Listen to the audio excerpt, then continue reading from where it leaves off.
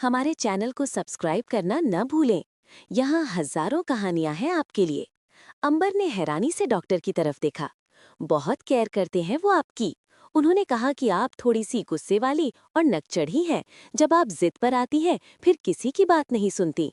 उन्होंने मुझसे कहा कि उन्हें बच्चे और आप तीनों तंदुरुस्त चाहिए। वो तीनों पर कोई खतरा नहीं चाहते। उन्होंने कहा कि अगर जरूरत हो तो नर्स का इंतजाम कर सकते हैं। मैंने उनसे कहा है कि इन्हें नॉर्मल लाइफ जीने दीजिए, कोई डर की बात नहीं है। वेदांत का बिहेवियर सचमुच अंबर के साथ बहुत चेंज था। वो उसका बहुत ख्याल रखता था। जब से वो वापस रूम शिफ्ट हुई थी, वेदांत ने हमेशा उससे डिस्टेंस रखा था। वेदांत बेड की दूसरी साइड बैठा हुआ अपने लैपटॉप पर काम कर रहा था। अंबर जो अपना फोन देख रही थी, उसका ध्यान वेदांत पर गया। सचमुच आदमी को समझना बहुत मुश्किल है। इसने तो कभी मुझसे सीधी बात नहीं की थी और अब मेरा इतना ख्याल रख रहा है। मेरे साथ कभी कोई ऐसी हरकत भी नहीं की। ये सचमुच मुझे पसंद तो नहीं करने लगा। नहीं नहीं, ये सिर्फ बच्चों की वजह से है, अंबर ने अपने आप से कहा। वो देख रही थी कि वो कितना बदल गया है। घर से ऑफिस, ऑफिस से घर। बहुत कम होगा कि वो रात को बाहर रहा हो। कभी मीटिंग भी होती तो लेट नाइट घर आ जाता।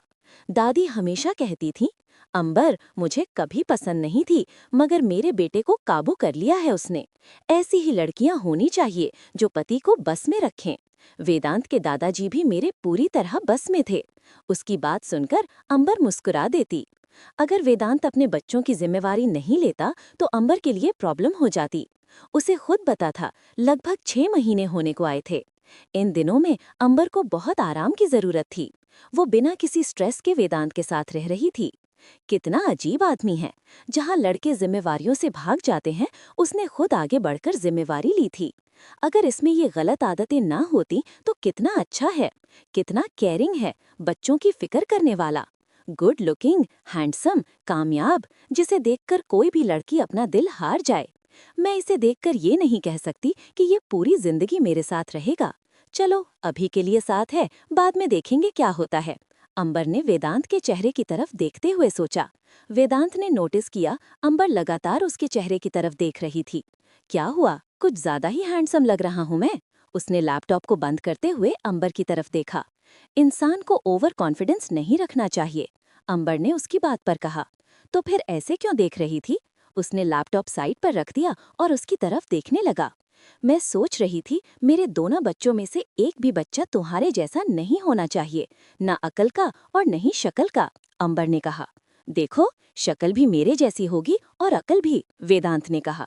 उसकी बात पर अंबर उसकी तरफ देखने लगी। क्या हुआ, फिर सोचने लगी? मैं तो मजाक कर रहा था, तुम जैसे ही होंगे हमारे बच्चे। वैसे तुम्हें क्या लगता है कि 2 बेटे होंगे, 2 बेटियां होंगी, एक बेटा और बेटी होंगे? वेदांत ने उसे सवाल पूछा। तुम्हें ही क्या चाहिए, अंबर ने उससे पूछा। बस मुझे तो बच्चे चाहिए। अगर दोनों नहीं तो एक बेटी जरूर होनी चाहिए। 2 बेटियां हो तो कोई प्रॉब्लम नहीं, मगर दोनों बेटे नहीं चाहिए। क्यों, तुम ऐसा क्यों कह रहे हो? बस ऐसा ही लगता है। देखो ना, बीनू से घर में कितनी रौनक है। बीनू हम दोनों भाइयों से ज्यादा डैड के नजदीक है। मुझे वैसा ही रिश्ता चाहिए अपने बच्चों के साथ। ऐसा रिश्ता बेटी के साथ हो सकता है। वैसे मैंने 2 बेटियों के नाम सोचे हैं, अंबर ने वेदांत की बात को काटते हुए कहा। नाम तुम क्यों रखोगे, मैं क्यों नहीं? सुन तो लो, अगर अच्छा ना लगे तो मत रखना। एक का नाम अनामिका और दूसरी का नाम वेदिका। हम दोनों के नाम पर अनामिका सहगल और वेदिका सहगल, वेदांत ने खुशी से कहा। मगर उन्हें बीनू की तरह नहीं होना चाहिए। अब डैड का बिजनेस तो मैंने संभाल लिया, मगर मेरी बेटियां होगी तो किसी को तो काम देखना पड़ेगा। बीनू को बिजनेस में कोई दिलचस्पी नहीं है, हमेशा मस्ती करती है। तो क्या हो सकता है, मेरे बच्चे ना सही, हो सकता है आपकी दूसरी वाइफ के बच्चे आपका बिजनेस संभाल लें। दूसरी वाइफ? 2 शादियां करूंगा, और वो भी आज के जमाने में। तुम मुझे दूसरी शादी करने दोगी?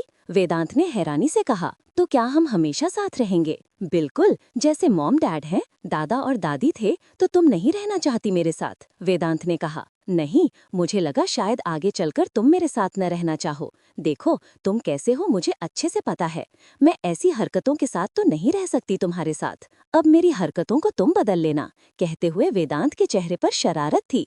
अब यार हम साथ में रहेंगे तो दूर दूर थोड़ी रहेंगे। देख लेना, पटा लूंगा मैं तुझे।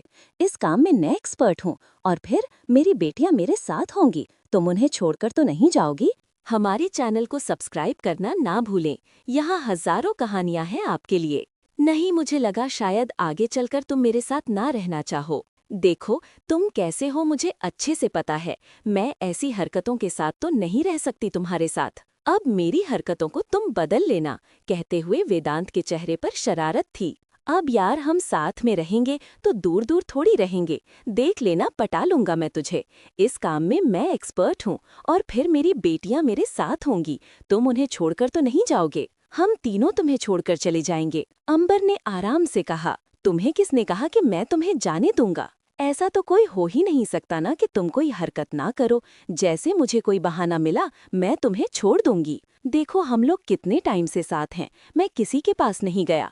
मानता हूँ मैं हमेशा तो ऐसा नहीं रह सकता। अब तुम्हारे पास तो आऊंगा ही। तो बताओ, तुम्हें पटाने के लिए मैं क्या करूँ? मुझे नींद आ रही है। अंबर अपनी दूसरी साइड चेहरा किया और सोने लगी। अजीब लड़की है, मैं बात कर रहा हूँ और ये सो गई। वेदांत ने भी अपना लैपटॉप साइड पर रखा और अपनी साइड सोने की कोशिश करने लगा। आधी रात को वेदांत की आंख खुली। उसने देखा अंबर बेड पर नहीं थी। उसे लगा वॉशरूम गई होगी, थोड़ी देर में आ जाएगी, मगर वह नहीं आई। वेदांत अपनी जगह से उठा, उसने बाथरूम चेक किया, वो नहीं थी।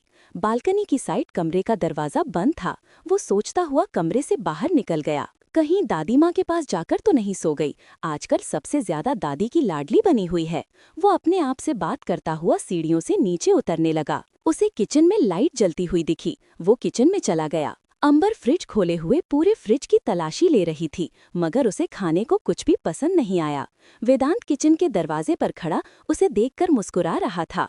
क्या हुआ? क्या चाहिए तुम्हें इतनी रात को? मुझे भूख लगी है, तो खा लो। ठीक है, मैं निकाल देता हूँ। क्या चाहिए तुम्हें? जो फ्रिज में है उसमें से तो कुछ भी नहीं चाहिए मुझे। आइसक्रीम खानी है तो आइसक्रीम होगी ना फ्रीजर में, चेक करो। जो फ्रीजर में है मुझे वो फ्लेवर पसंद नहीं।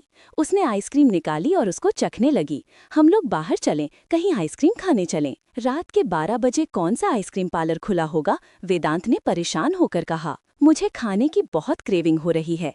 ऐसा लगता है अगर पसंद की आइसक्रीम नहीं मिली तो मैं मर जाऊंगी। अंबर हाथ में आइसक्रीम पकड़े चम्मच से खा रही थी, साथ ही ऐसा बोल रही थी। चलो हम देख लेते हैं, मैं गाड़ी की चाबी लेकर आता हूँ। अंबर गाड़ी में बैठ गई। वो जो आइसक्रीम उसके हाथ में थी उसे भी खा रही थी। अब तुम इसे भी खाओगी? तुम्हें और भी चाहिए? हाँ, वहाँ पहुँचने में टाइम लगेगा, तब तक तो मैं भूख से मर जाऊंगी। उसकी बात पर वेदांत मुस्कुराया। सचमुच क्या ये वही अंबर है जिसे वह इतने सालों से जानता था? पूरा दिन भूखी प्यासी भी उसके साथ बिना एक शब्द कहे काम करती थी। सड़कों पर काफी घूमने के बाद उन्हें एक आइसक्रीम पार्लर खुला मिल गया। वो अंबर को दूर से ही दिखाई दे गया था। जैसे ही वह दोनों पार्लर में पहुंचे, अंबर आइसक्रीम के फ्रीजर के पास पहुंच गई। तुम्हारी शॉप अभी तक कैसे खुली है? वेदांत ने पूछा। असल में कुछ कस्टमर बैठे थे, वो अभी गए हैं, बस मैं बंद करने ही लगा था। देखो मैडम को क्या चाहिए? अंबर ने 3-4 फ्लेवर्स के कप लिए। बहुत हैं, वो कहते हुए शॉप से बाहर जाने लगी। पेमेंट करता हुआ वेदांत उसके साथ बाहर आ गया। अंबर के पास जो आइसक्रीम के कप थे उन्हें गाड़ी के बीच डैशबोर्ड पर रखा और एक खोलकर खाने लगी। एक बाइट लिया, इसका टेस्ट बिल्कुल भी अच्छा नहीं है। वेदांत ने उसे पकड़ लिया और वो उसे खाने लगा। ऐसे ही अंबर ने दूसरा कप लिया, उसने वो भी नहीं खाया। फिर तीसरा कप खोला। अंबर ने वाइट लेने से पहले ही उसे अजीब सा लगा। उसने गाड़ी का दरवाजा खोला और उसे उल्टी आ गई थी। जो खाया था वो सब निकल गया। क्या हुआ अंबर? वेदांत घबरा गया। उसने पानी से उसका चेहरा साफ कराया। थोड़ी देर रेस्ट किया। कैसी हो तुम? हम डॉक्टर के पास चलते हैं। जरूरत नहीं है, अब मैं ठीक हूँ। ऐसा अक्सर हो जाता है, मगर मुझे तुम्हारी बहुत फिक्र हो रही है। अंबर के मना करने के बावजूद भी वो उसे लेकर क्लिनिक चला गया था। तब डॉक्टर वहाँ पर नहीं थी, तो उसने कॉल करके डॉक्टर को इमरजेंसी बुलाया। उसके फोन पर डॉक्टर को आना ही पड़ा।